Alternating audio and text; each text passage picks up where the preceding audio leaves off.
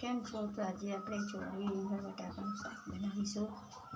તો એના માટે આપણે ઘીનો વઘાર કરીશું. ઘી વઘારીશું.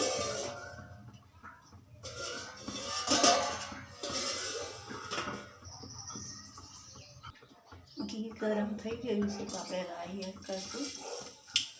રાઈ ફૂટવા લાગી છે તો આપણે હિંગ એડ કરીશું. લીલા મરચાં એડ કરીશું. લસણ એડ કરીશું. હળદર એડ કરીશું. બધું મિક્સ કરી દઈશું.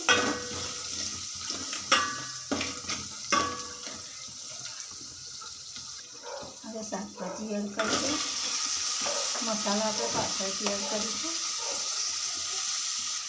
બધું મિક્સ કરી લઈશું. હળદરનો કલર સરસ આવે છે. હવે આમાં મસાલા એડ કરીશું. 1 ચમચી નમક એડ કરીશું. 1 ચમચી મરચું એડ કરીશું. 1 ચમચી ધાણા જીરું એડ કરીશું. અલગ કલર દેખાય છે તમને. ધાણા જીરું એડ કરીશું. હવે આપણે બધું મિક્સ કરીશું.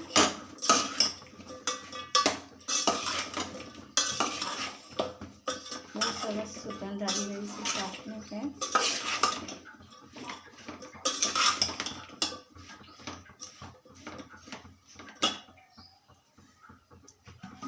હવે થોડી વાર ઢાંકીને રહેવા દઈશું.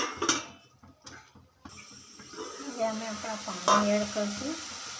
એમાં મિક્સ કરીશું. ઘી ખુશ્બુ બહુ સરસ આવી રહી છે ત્યાં, કારણ કે ઘીના શાક બનાવો તો બહુ સરસ લાગે છે. હવે આમાં પાણી એડ કરીશું. તો તમારે જેટલું રસાવાળું જોઈતું હોય એટલું પાણી એડ કરવાનું. હું રસાવાળું શાક બનાવું છું એટલે પાણી એડ કરું. તમે કોરું બનાવો તો પાણી ઓછું એડ કરવાનું. હવે ઢાંકીને 10 મિનિટ ચડવા દઈશું. લીલા ધાણા એડ કરીશું. હવે ઢાંકીને રહેવા દઈશું. આપણી સબ્જી બનકર રેડી છે. થઈ ગયું છે શાક આપણું.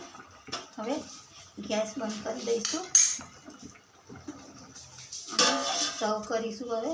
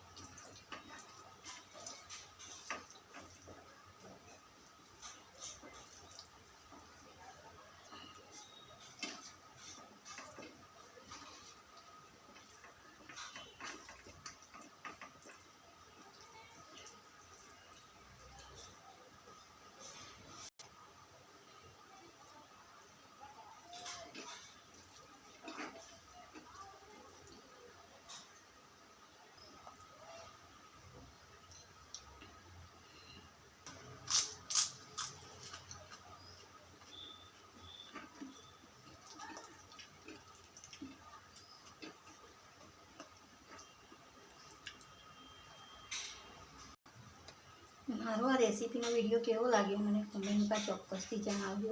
Thank you.